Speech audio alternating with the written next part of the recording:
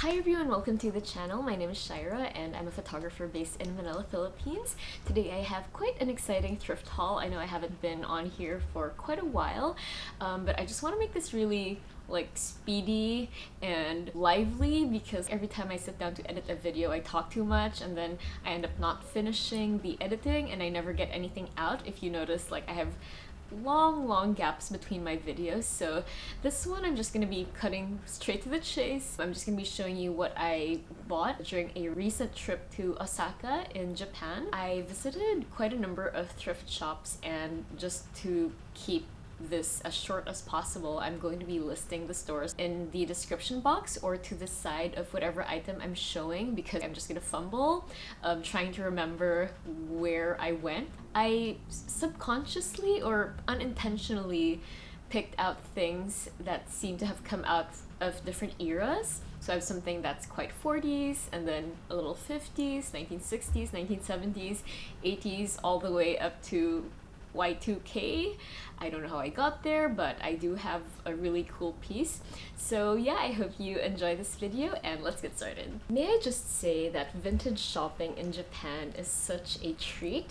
I've only been there 3 times. I was able to shop in Shimoyamate-dori and I found really cool things there as well. In fact, to this day I still wear a couple of the pieces that I bought from there, especially my 70s flared pants that I wear all the time, and I really love the prices as well because I get a lot of my vintage from eBay in the States, also Etsy, or whenever I go abroad I just really go thrift shopping. But I find that Japan prices are really reasonable, and I also like the sizing because they tend to suit my body type more. I mean, I'm not that tall, I'm not that short either. Their stuff just fits me so much better. And the vintage, I don't think I've ever gone above 3,000 pesos for a single piece.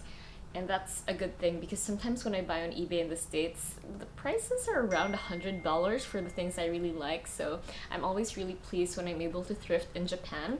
And it being my first time in Osaka, I really didn't know what to expect.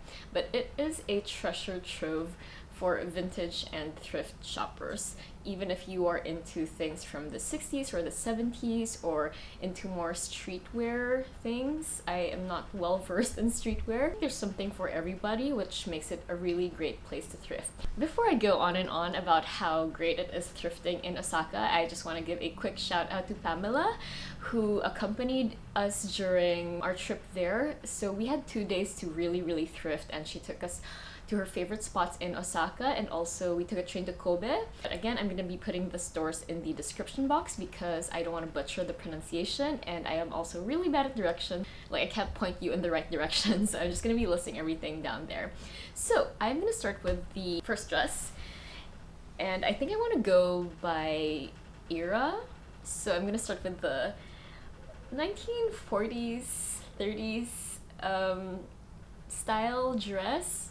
This was definitely made probably 80s or 90s, but it really reminds me a lot of the frocks or the dresses in old movies, and I was really drawn to the color of this one. It's quite easy actually to find these kinds of dresses, especially on Instagram stores, but since I was there I felt like I had to get something. I had to get a vintage dress.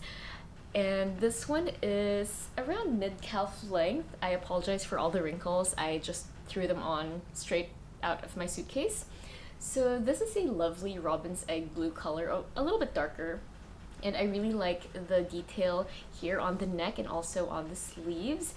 I would wear this maybe with white pumps, but I didn't really have any that suited this dress or the silhouette. So instead I went with my teal Mary Janes and also a little bag or little purse that I found digging in a Japan surplus.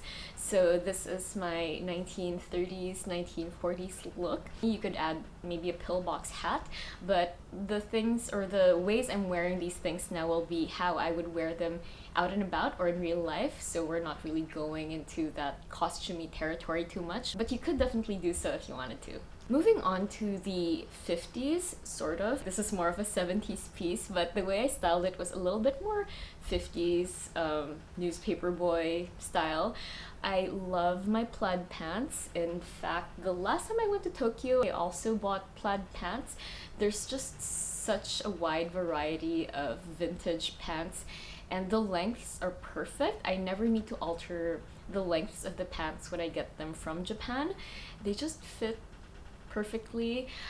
This, however, is a little big on the waist for me, so if you see it in the cutaway, I kind of put the hook over the first belt loop. I don't know if I'm gonna get these altered yet. I'm kind of okay with the loose fit. Maybe if I wore a bigger sweatshirt over it, and if the waist part wasn't seen, so I could just wear this as is, quite loose, with a pair of loafers. And in the cutaway, I have on this vintage knit top with a collar. I also got this from IG when I first started IG thrifting back in 2020 or 2019, around that time. These loafers I found in Cubao. If you go to my TikTok, I have a video and the address, or the ukai, where I found those loafers. So I think this is a really cute vintagey look. If you made this photo sepia, it wouldn't look out of place in a photo album, but really comfortable. And oh, the prices, I forgot. So I got this from 2nd Street. This I purchased the very first day we landed, and this was 2,900 yen, but it was 50% off. So I got a really good deal on these pants. Let's go a little mod this time. I love this so much. This one I found in 2nd Street. It's like a chain of thrift stores or consignment stores. I'm not really sure, but it's a chain of thrift stores you're gonna find all over. And this one was near the Holiday Inn. I just walked there the day before we were about to leave. I just wanted to do like one last look around, and I found this incredible pleated drop waist turtleneck long sleeve dress. It basically ticks all the boxes I tend to check when I want a vintage dress. I love my high necks, as you can see, long sleeves. I would actually prefer this a longer length. If this was a maxi length, it would have been perfect, but I decided to kind of mod it up a little bit, so I dressed this with these hoop earrings, a staple if you are kind of into that 60s mod look, and then my thigh-high or knee-high white boots that I purchased off Instagram, secondhand of course. And then I also have a little green belt that's also from an IG thrift shop. So this is a really cute look that I think I could definitely wear to a party or an event. If I wanted to wear it more casually, I could probably wear it over flared pants and really high platforms. I could also throw a cardigan over it and then some sandals, just make it a little bit more casual. I just really love the color so much. Quite neon, but not in a screechy way. I really like how all the colors come together, and it's just such a happy print. I really love my happy prints, if you can't tell already. So that is my 1960s mod look. I think I should jump straight to this one. I don't think this really fits any category so much. This one I found in a vintage shop that was inside a mall. Again, the address will be over here. I only got 3 pieces from that store, and this one really stood out because there were a lot of streetwear things, a lot of dresses, but this one I think I will be able to use for work. I am still styling Ben and Ben, or providing wardrobe for them for this year. Their palette is very colorful and young and vibrant, so I think this is gonna work really well on stage or for whatever shoot. I think either Agnes or Pat will be able to wear this top, so I'm borrowing it for the meantime for this video. It was also a really good price. I'm gonna try to fish out the price later. Let us move to the 1970s. Probably my favorite and most, I mean, it's the most wearable era for me in my personal wardrobe. This entire part of my closet is full of things just like this, but that's because I really wear my button-down long-sleeved collared things to work, and I also really love my flared trousers. So even though I have so many already, I could not resist this one, and this was 455 yen. A really good price if you ask me. It's a little bit faded, it's oversized, but the print makes me so happy. It's yellow and like a really faded gray or blue, and it has orange. Very comfortable. I love the fabric as well. It's breathable. I could wear this with all the pants in my closet, especially the flared trousers. So I decided to pair this one with a tighter fitting pair on the waist since it is quite oversized. I usually tie things like this around the waist, but since the buttons are only 3, I decided to tuck it into these trousers that were sold to me by Setenta.co during one of their events in Escolta. I am going to be linking that community flea market also down below. You have to check it out. It's such a great place to meet fellow vintage lovers and thrift hunters. They sold me this pair. Honestly, I didn't really need any convincing because I really love the silhouette. It's such a big bell and the waist is really high, so these are what I would consider my ideal or perfect pair of trousers for that 70s look. And then paired with this top with the big collar, I went with my loafers, vintage style loafers, and then a little clutch bag. So kind of like 1970s old movie Cinemax character. I would pair this with vintage shades. I normally wear tinted glasses to work just because my eyes are so big and puffy all the time, which is also why I'm wearing eyeglasses today. I'm a little bit puffy.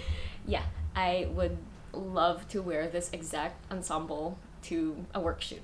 Another top, and this is slowly moving into the 1980s territory, probably late 70s, very dynasty, soap opera, office chic, secretary chic.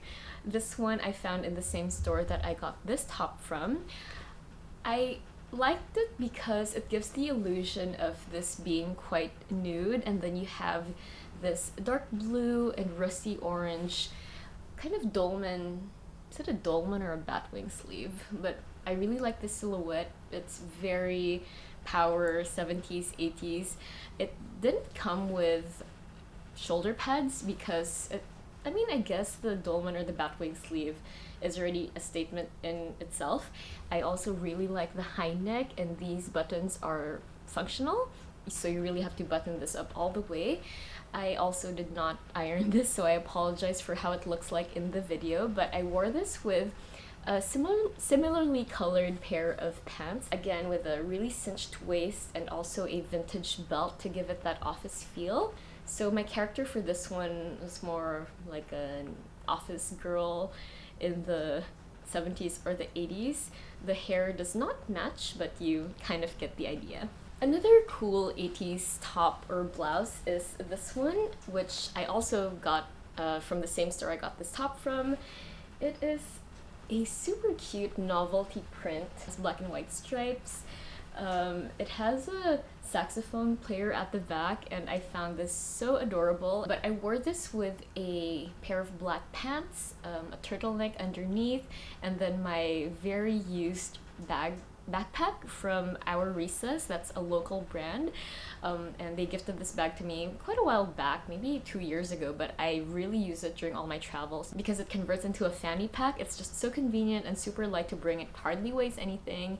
It's water resistant. I just love that bag so much. I don't even know if it's available, but if it is, I'm gonna put the link down below. So thank you, Our Recess, for my most worn travel backpack. Moving on to the early 90s. Every kid in the 90s had some sort of jacket like this one. This was just a matter of picking the color combination because each store or each thrift store I went to had an entire rack of these same sports windbreaker jacket things.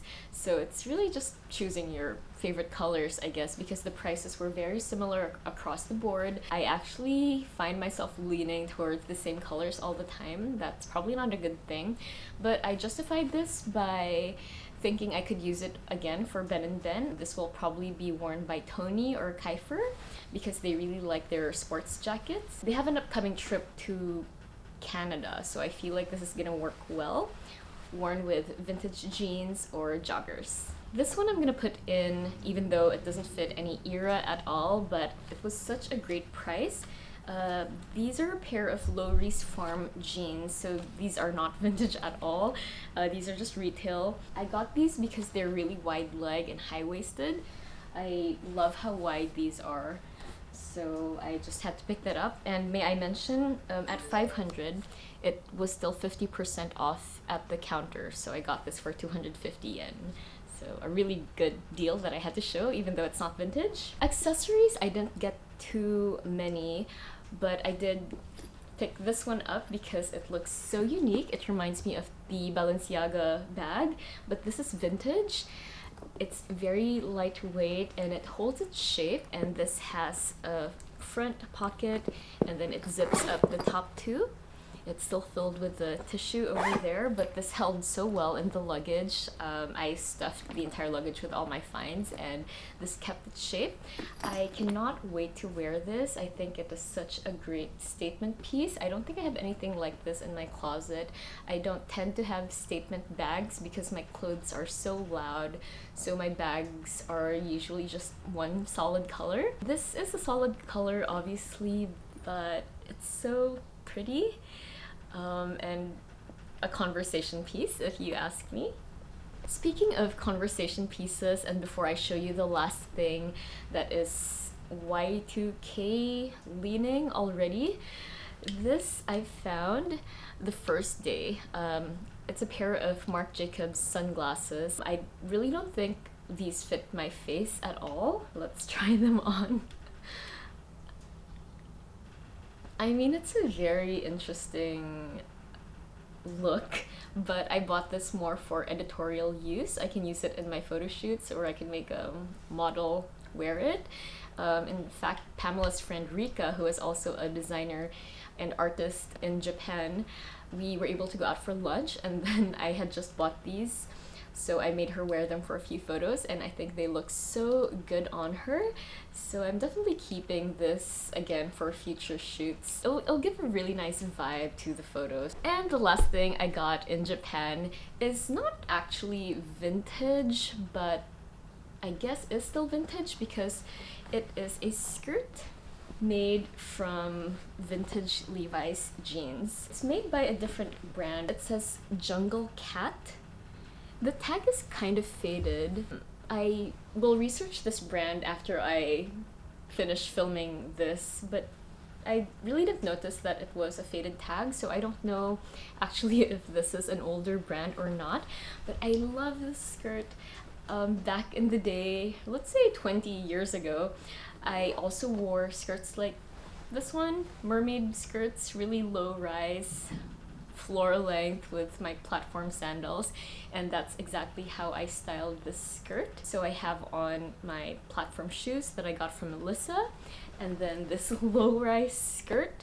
I wanted to pair it with a denim. The only thing I had that would kind of fit the Y2K look that I was trying to go for was this top that I sourced for our shoot with Mimiya last year. It's like a denim bra top. I have on this red mesh top, long sleeve top, which I paired with a choker thing that I found in a Japan surplus store here in Manila. I also paired it with a little kiss lock bag that I believe is also from a Japan surplus.